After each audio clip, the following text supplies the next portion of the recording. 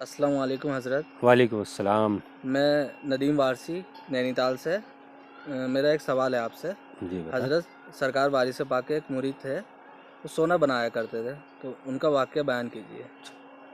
ندیم صاحب، ایک بات اب سمجھ لیجئے کہ جو اللہ کے ولی ہوتے ہیں ان کی نگاہ میں کیمیا ہوتی ہے، جسے ایک بار شفقت سے نظر سے دیکھ لیتے ہیں وہ خود پارس ہو جاتا ہے. آپ سرکار وارث پاک کے ایک مرید تھے جو سونا بنایا کرتے تھے، اور دور حاضرہ کے بہت بڑے وہ اردو کے شاعر بھی تھے. سرکار وارث پاک کی ساتھ ہی رہا کرتے تھے خدمت عالی میں. تو ایک بار سرکار وارث پاک سفر میں تھے، تو آپ کو جب ضرورت پڑی تو آپ نے کہا ان کا نام تھا بے نظیر شاہ وارثی. تو اردو کے بہت بڑے شاعر بھی تھے.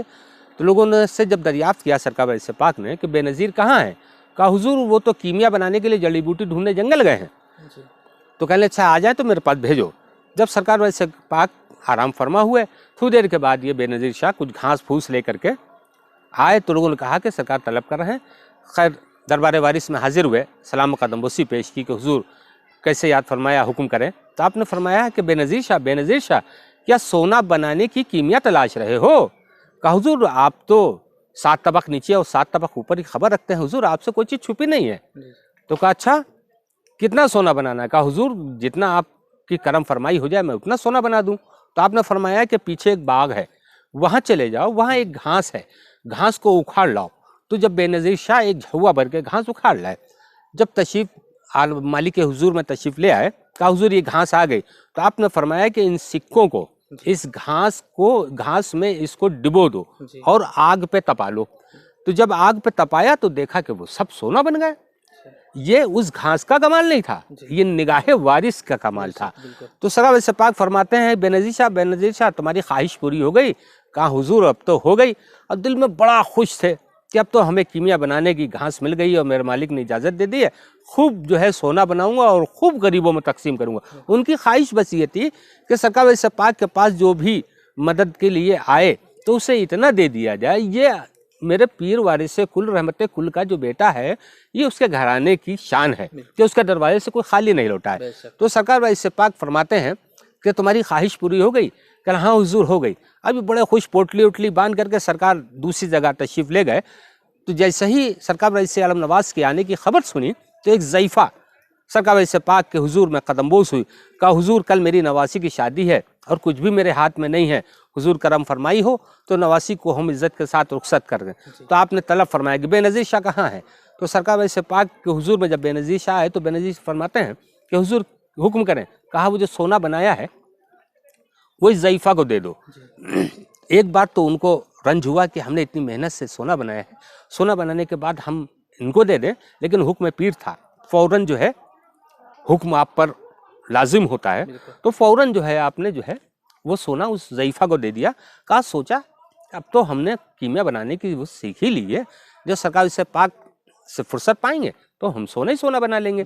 بس وہ ضعیفہ گئی، اپنا بچی کو رخصت کیا، یہ پھر اس باغ میں آئے کہ اب جو ہے ہم گھاس لے کر کے اور پھر سے سونا بنائیں گے. لیکن جب وہاں پہنچے تو دیکھا چٹیل میدان، ایک گھاس کا پتہ نہیں. جب آئی یہ مایوس بیٹھے ہوئے تو سرکار فرماتے ہیں بے نظیر شاہ مایوس کیوں ہو؟ کہ حضور وہ کیمیا بنانے والی گھاس وہاں نہیں ہے. تو سرکار فرماتے ہیں یہ اللہ کا قدرت کا ایک شاہکار تھا، ورنہ بے نظیر شاہ کہیں گھاس سے سونا بنتا ہے. سنو یاد الہی میں اتنا تپ جاؤ کہ خود سونا بنانے کے لائق ہو جاؤ. بھئی یہ جملہ بے نظیر شاہ کے دل کو چیرتا ہوا پیوست ہو گیا.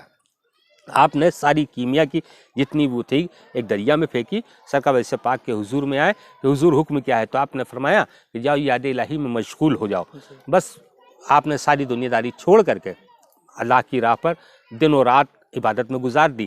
آپ نے فرمایا کہ بے نظیر شاہ کیمیا بنانے سے کچھ نہیں ہوگا، خود پارس بن جاؤ کہ جسے چھو لو، جس کے اوپر ہاتھ رکھ دو وہ سونا بن جائے، یہ زیادہ بہتر ہے.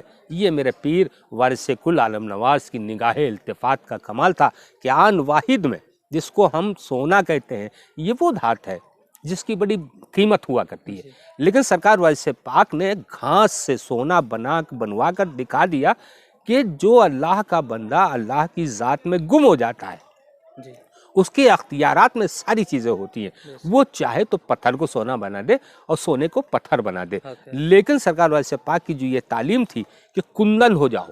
کندن کا مطلب یہ ہے عشق الہی میں اتنا مشغول ہو جاؤ کہ تم کو جو دیکھے وہ پارس دکھے, تم جسے چھو لو وہ سونا ہو جائے. تو یہ تو نگاہ پیر کا کمال تھا کہ وہ پتھر کو ہیرا بنا سکتے تھے. یہ میرے وارث کی نظر التفات کی, کیونکہ وہ خاندان رسالت کا چشم و چراغ جسے حسنی اور حسینی کہتے ہیں وہ وارث کل ہے. یہ ہماری تمہاری خوش نصیبی ہے کہ ہم دامن وارث سے وابستہ ہیں. مولا ہم سب کی نسبت پر اور پیر کی اطاعت پر قائم رکھے. آمین ثم آمین. السلام علیکم.